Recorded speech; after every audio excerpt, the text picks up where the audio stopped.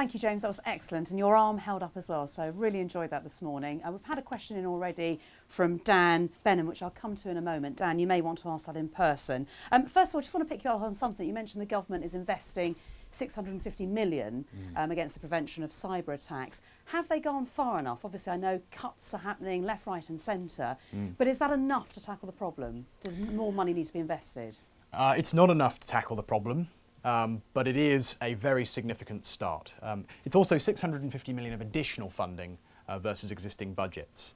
I think that sum of money in the middle of the age of austerity with lots of cuts happening in other areas is a very, very significant note of commitment. But don't expect that money to be spent and you know, malware to disappear and hackers to go away. That's enough to get a good policy framework in place and cause some improvement across the public sector, and to invest in some things like Get Safe Online and public awareness campaigns. There will undoubtedly need to be a great deal more investment. I work closely with a lot of the teams in government that work on policy and have to figure out how to divvy up this money. You know, they're doing some excellent work. I've seen real improvement, but certainly no, it's not the end by any means. Lovely, thank you. We did have a question in. Dan Benham at Tendo Solutions. Would you like to ask your question in person? Yes, thank you very much. Do you remember it? I've got it here just in case. Yes, I can sort of try to muddle around the question I gave you. Dan, thank you very much. Not at all, thanks. It was really about cloud, the security within the cloud. One of the questions, I mean, my company deals with security, including IT security and cybercrime and cyber terrorism. One of the problems that we have is within the cloud, yes, and how technology has developed around security for the cloud. I'm not quite sure where things are at the moment, and it is a question I get asked. Yeah, so in cloud security in general, I guess the biggest issue is the term cloud, because it represents, you know, so many different technology and commercial models. And we've tried to take something that's actually 1,000 different products and scenarios and boil it up into one term that explains everything. And generalization doesn't work so nicely, unfortunately, in that particular case. It's still early days for certain cloud technologies in terms of understanding the implications. But broadly speaking, many cloud solutions are just strategic outsourcing of the 90s with a new delivery mechanism. Undoubtedly, you know, SaaS is a question of when, not if. For most companies, it's increasing in maturity. I mean, we're a user of various cloud technologies as a security firm. You'll see different solutions maturing at different points in time. Salesforce, you know, a cloud application, incredibly popular. I'd argue the best CRM solution personally, from my experience. Cloud in itself is going to spring, I think, a lot of different roles and areas of expertise as the technology develops. It's moving at a very high speed. I think you'll see a lot of investment in legal and contractual skills around cloud, because in most cases a business won't be able to deliver their own security controls and their own security people against a cloud solution. It will be about ensuring the third party behaves responsibly. So for cloud security, I expect less of the technical day-to-day role, more of the risk manager, you know, the lawyer, the contracts agreement guy, to help manage that relationship. Yeah, thank you. I think one of the other points was the fact that, I mean, for example, in my company, we send stuff into the cloud and we use it as a way to link up the office with mobile technology. And I think it's really not, I don't know whether that is within the SaaS kind of framework, but using it for something as simple as that, where you're simply trying to rely on its ability to pass information up and down. You know, with in fact the same thing as you just said, but it's really about you know, how we all use what our procedures are, let's say. Yeah. But there's nothing innately more secure in the cloud than it was perhaps years ago. Some offerings are becoming more secure than the conventional solutions that a small business might run, because, for example, Salesforce can invest significantly more in secure infrastructure than a small business when they build their own CRM solution. So cloud providers can be more resilient, can be more secure, and they can be pros. Indeed, most people I talk to in the Salesforce example find Salesforce more expensive than a conventional CRM, but worth it because it's more resilient and it takes it off their backs and it's accessible to mobile devices everywhere. That mobility is worth a premium.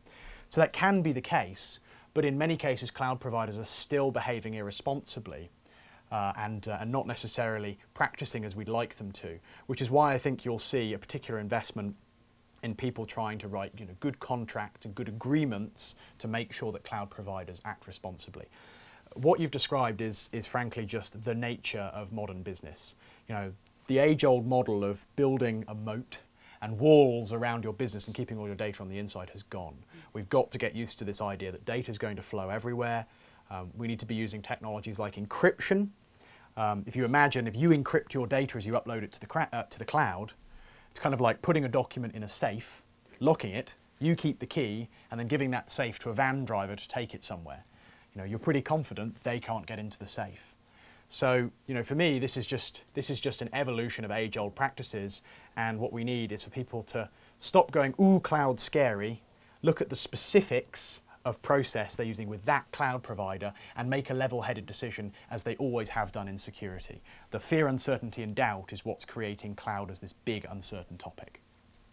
Dan, has that answered your question? Lovely, thanks for that question. Any other questions you've got for James while we're here? We've got a microphone that can pick up your questions. Just put your hand up if you'd like to ask James a question. Gentleman here, shall we get to... Lovely, you can pass the microphone down. Does it work like a boomerang? If you wouldn't mind saying your name and the company you represent. Hi, my name is Stephen Berry and I'm from Kennedy Jardine. The Sony example that you gave at the beginning seemed actually quite simple. Yeah. Were you surprised that such a company like Sony could be able to be hacked with such a relatively simple method? Yeah, so clearly there's been about 14 breaches now, and the techniques that have been used, the SQL query is almost twice as long, so much harder. It's a very simple, well-known technique. There are lots of tools available to do this. And it's easy to vilify Sony and say, oh, they're so bad, but actually they're pretty comparable to a lot of companies of similar size and nature. And it comes down to poor process, servers sitting under desks that no one has found for years. I once found a server bricked into a wall, still working. It was amazing.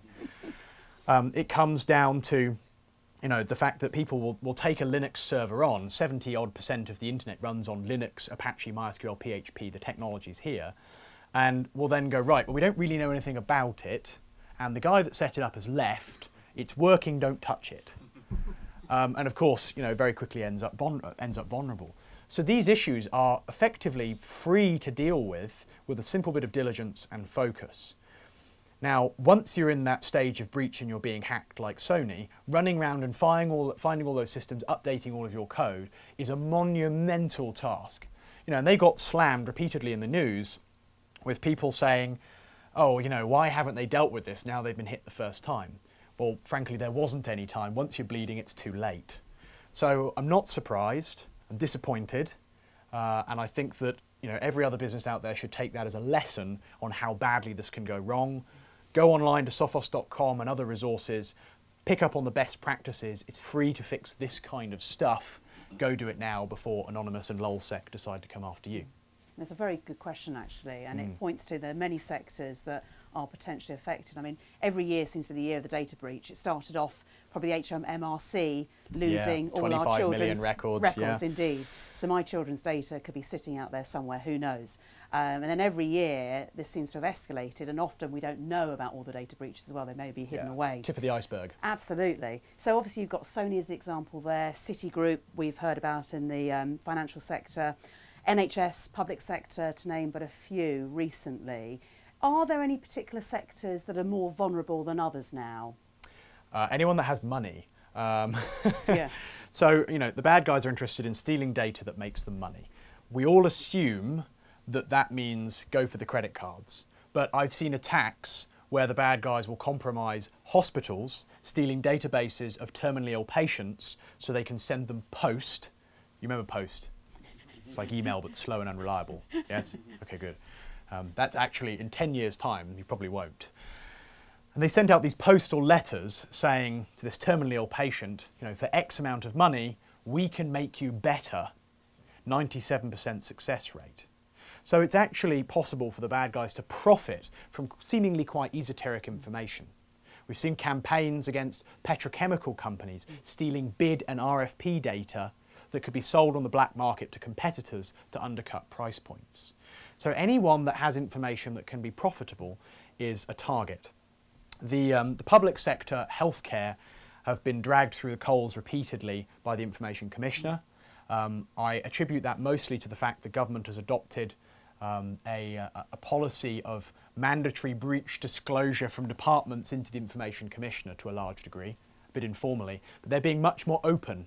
So I think we're seeing more of the tip of the iceberg in public sector than we are the rest of the world. Everyone really has the same problem, but I would in particular advocate small businesses to watch out, namely because they don't get the same indemnity as consumers from a banking perspective. If their money is stolen, you can be left footing the bill if your security wasn't up to scratch, and because they don't tend to have the resources to invest in a multidisciplinary team, as I've advocated here. But it applies to everyone from top secret network to end consumer. They're after all of us. And also the Information Commissioner is looking probably to impose that first big fine. Are boards doing enough in general to take this seriously? I mean, I'm just thinking of some of the boards that I've seen in action, and a lot of them have come maybe from a financial background, marketing background, traditionally to get into that role of chief exec. Is there enough representation on boards to get this seriously looked at? It's getting better. A few years ago, it was terrible. I mean, we all know IT security. You know, the IT guy, it was IT security, I guess that's the best classification. Sat in IT, predominantly technical roles, maybe a manager promoted from being technical. Now these roles are escalating to engage with the broader business. The CISO tends to report into a CIO, a CFO, a CEO, tends to have to give regular metrics and updates to the board, and they tend to have to work with other business owners like the VP of sales to understand and protect the data. So there's been quite a maturation of how security exists within a business.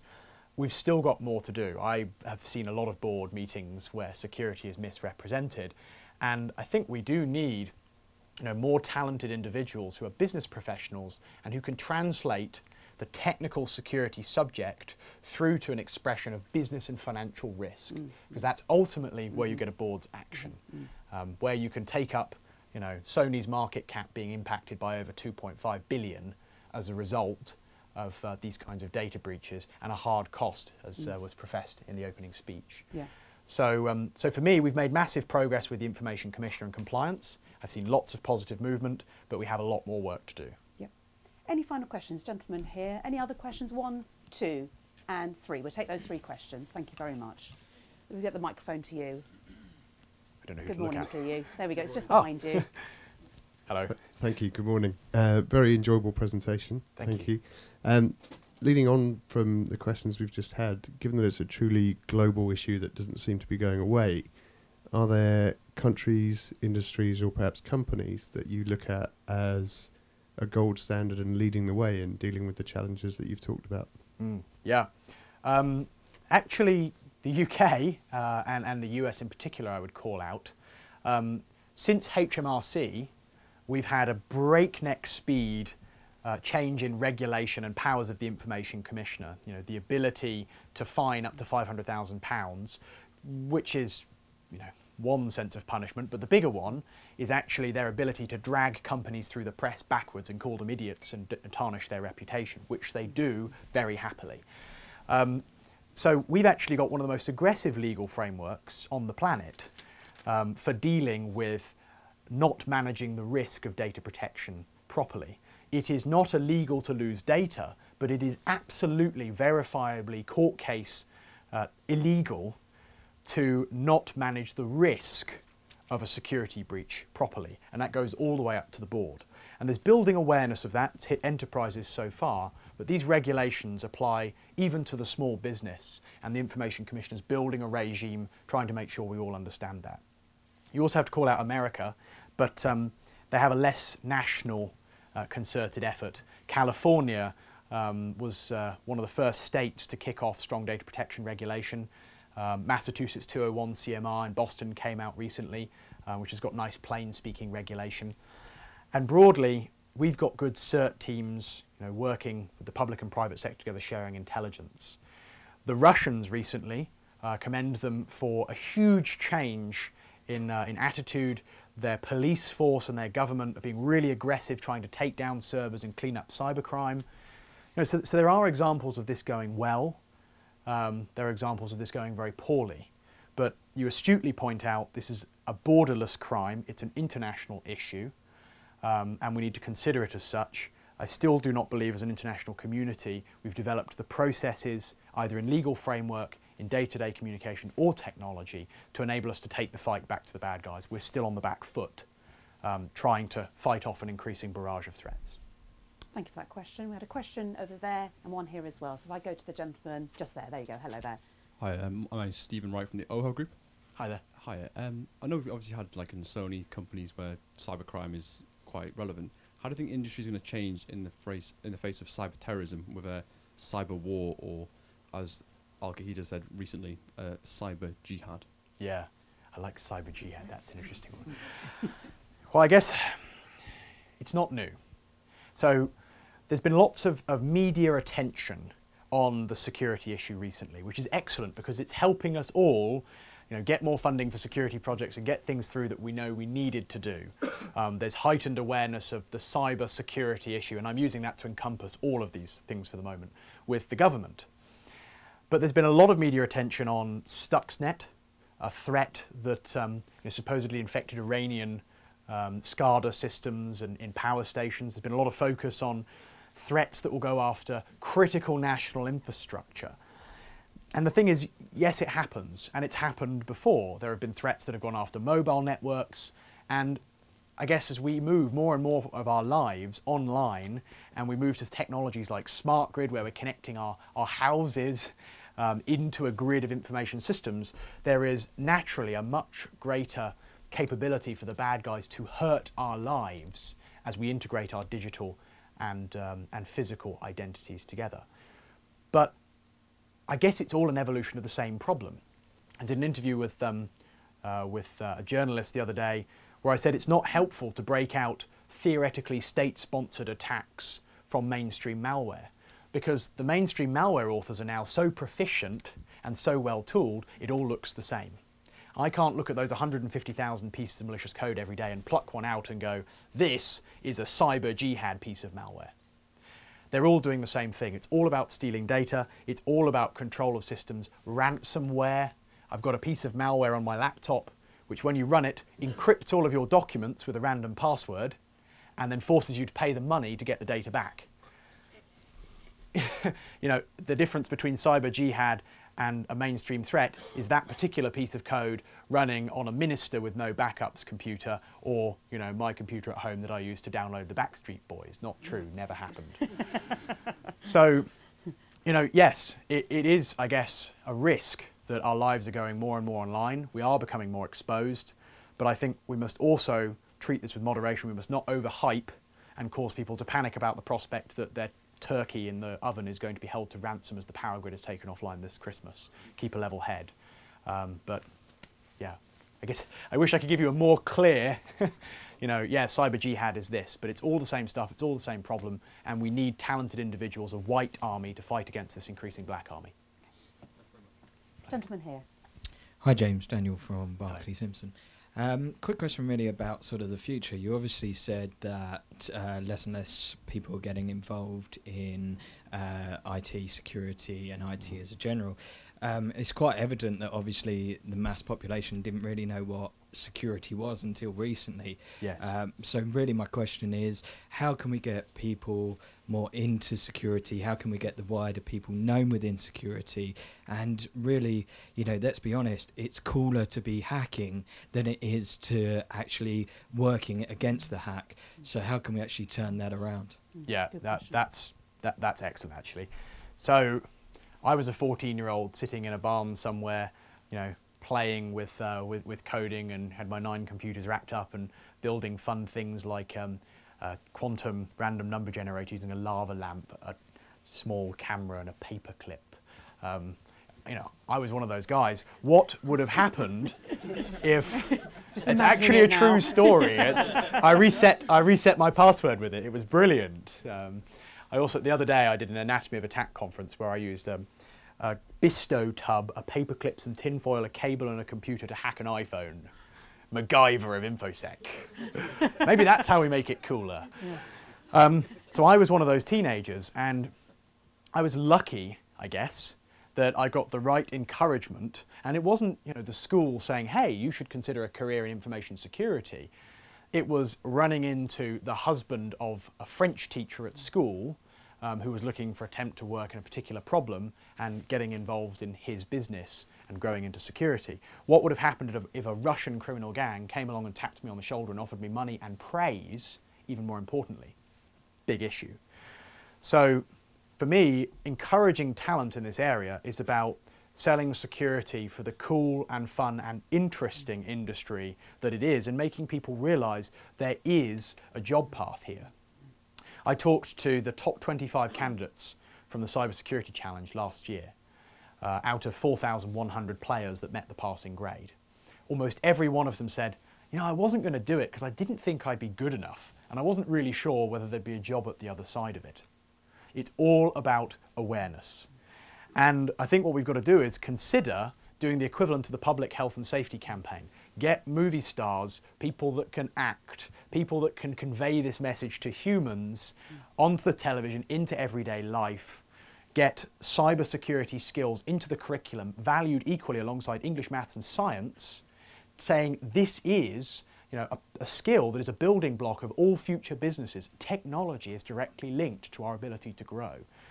Without those kinds of bold moves in the academic framework, in everyday life, we're going to struggle to get the right talent into this particular problem domain. And last but not least, as just a personal comment and also a plea, there's always a degree of cynicism with security. You know, I stand up and give a presentation as a security vendor.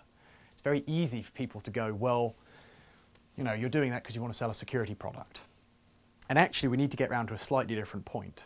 You know, my mother, my sisters, my friends, my family, they all use the internet. My business ventures are online. My identity is online. There's a lot more of us legitimate internet users than there are the bad guys. And basically, it's our internet and they can't bloody have it. Help us fix that problem. It's all about sales pitch. Sales and IT, that's crazy. And that's a great way to end, actually, James. I know James will be around as well, so if you want to have a chat with him during the networking session after we've heard from Martin, you can have some questions with James. But James, you can't tweet me though, because there's no signal down here. No. But you can tweet me later. Absolutely. But James, absolute pleasure to have you. Please show your appreciation for James Thank you. Lyne. Thank you, James.